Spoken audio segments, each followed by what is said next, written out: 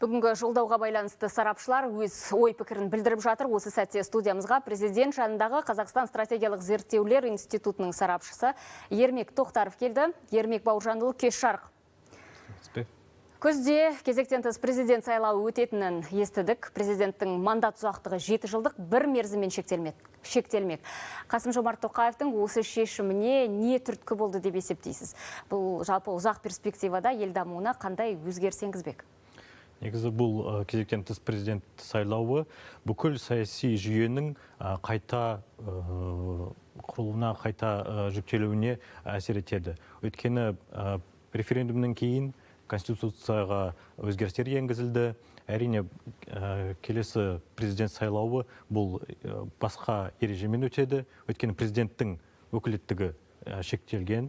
Ол қазір партияның басшысы бола алмайды. Сонымен қатар тағы басқа да шектеулер бар. Сондықтан келесі сайлау бұл жаңа енгізілген саяси реформалардың негізінде өтеді. Түсінікті. Ермек Бауыржанұлы, президент әйелдердің зейнет жасына шығуға қатысты мәселеге де нүкте қойған сияқты, яғни 2028 жылға дейін әйелдер 61 жаста зейнетке шығады деді. Жалпы әлеуметтің талап тілегі ескерілді деп ойлайсыз ба?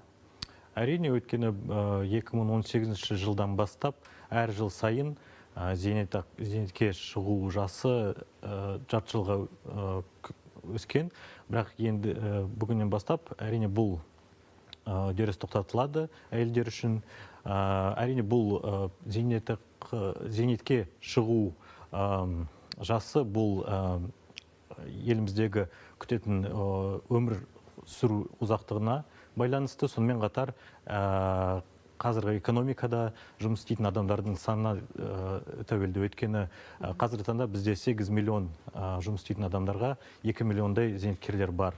Әрине, ұзақ мерзімде мүмкін болашақта егер жұмыс істейтін адамдардың саны көбейтін болса, сол зейнетке шығатын жас төмендеуі де мүмкін. Сондықтан бұл экономикалық, макроэкономикалық үдерістерге тәуелді шешім.